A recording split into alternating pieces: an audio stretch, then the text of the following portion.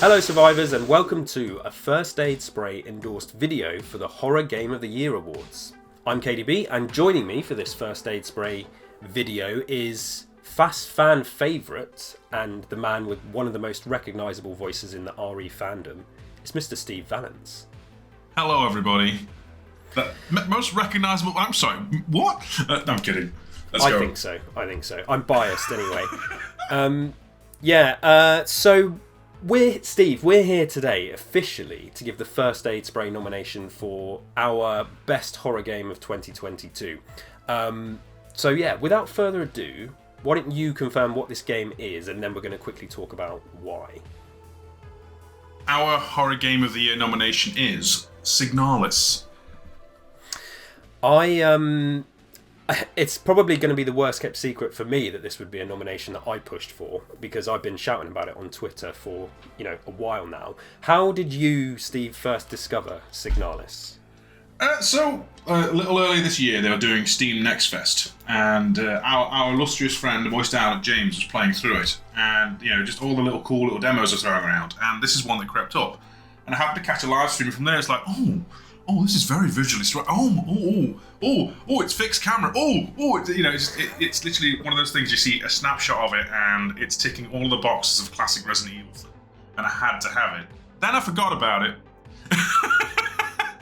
It suddenly materialised on Game Pass, and it's out! Slaps desk, frantically runs to the house, puts game on. It was just a crazy fun time when that happened.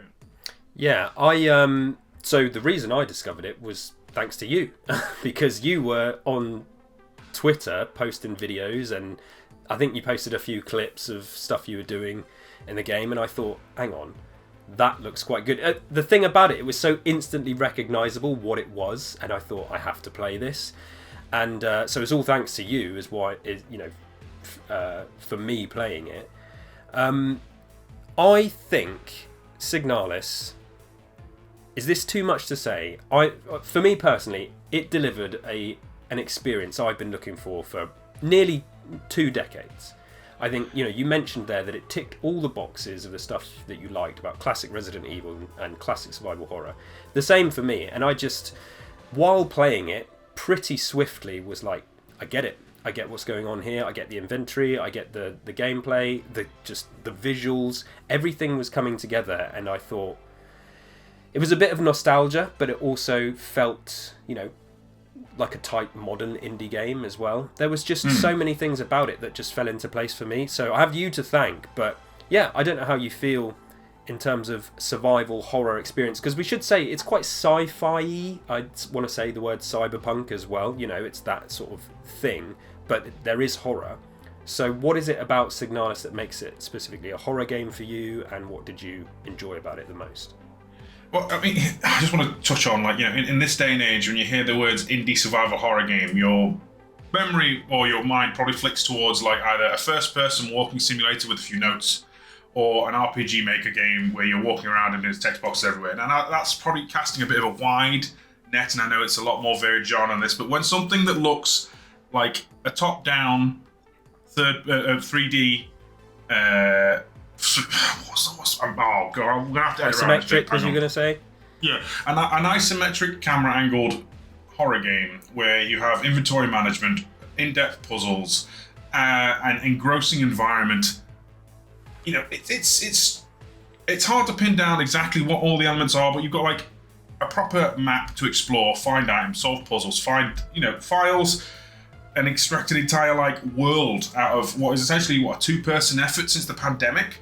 That's a crazy thing. And then you put on top, you've got your Resident Evil style items, as in handgun, magnum, shotgun, rifle, a cadre of enemies that look very similar to a Silent Hill game, and put them all together, wrap a neat bow on it. It's I want to say very hard sci-fi, something like Dune, Ghost in the Shell, Evangelion in places, and it's astounding, really. It's something that just comes out of nowhere, blows me away, and I have to just plow through it.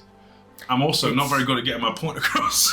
No, I completely understand. It's kind of insane that in the year of 2022, and we've had some heavy hitters this year, you know, for games and for horror games. I'm sure there'll be plenty on this list for these awards. But even just looking at Resident Evil, you know, with the big DLC that came out this year, I enjoyed this game far more than that Resident Evil DLC and other big heavy hitters that have come out. And I come away from this game, as I've said, it ticked those boxes for me. It gave me things I've been yearning for a very long time. All those classic touches that you mentioned, the inventory, the environment, the map to explore, the puzzles. The puzzles, you know, the puzzles put any recent Resident Evil to shame, and it deserves a lot of credit for that. It deserves points. So the more I played it, I came away thinking this is the best thing I've played all year. And since reflecting on it, that just hasn't changed. You know, I finished the game, I don't know, a month ago, maybe a bit longer now, and it's remained strong as my game of the year. I think the throwback nature of it, its ties to nostalgia, that's going to win it points, but I just think as an experience it gave me more than many AAA games gave me this year.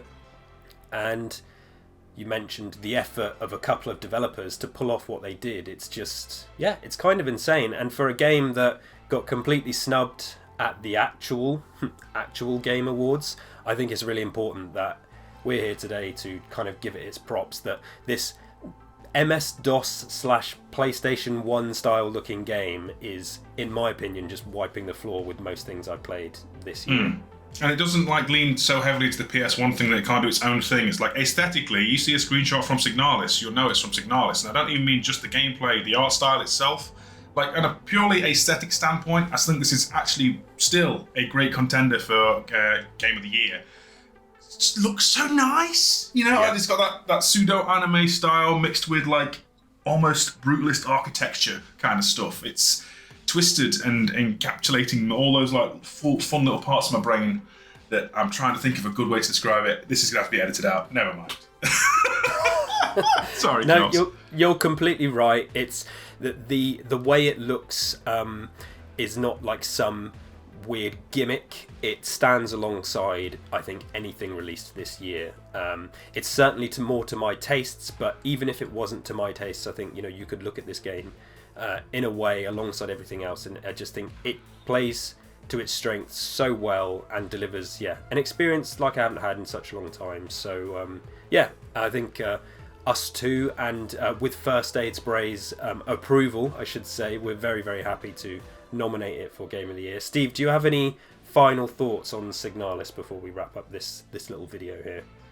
2022 has been a very busy year in terms of video games as a medium as a whole. And I know that there is tantamount. I'm trying to avoid spoilers. We've been trying to not go into the lore or the story of this, but I can tell you that the game itself has such a great twists and turns. And I would argue, without going too heavy on God of War Ragnarok, it has probably the best fourth wall break in its, what was it, last quarter? Yeah. And if that God of War, like, oh, he shocked me out of the dead screen, is anything to go by, if that's your bar for entry, you can be blown away. In terms of stuff like that, it's pretty good. It's pretty good. On that, so that specific sequence, I'd say it puts Fission Mailed to shame, I would say. So please do play this game. We absolutely do vote for it for Game of the Year. And that's it really. We're not going to ramble on. I think all of us at First Aid Spray want to just send a huge thank you to Will and Phil for organising this awesome project. It's great that it's happening. We send our love to the fellow jury members and all the horror gaming fans out there. And come and check out First Aid Spray for more Resident Evil and horror gaming content too. Until next time. Bye, Steve. Bye. Bye. Sorry.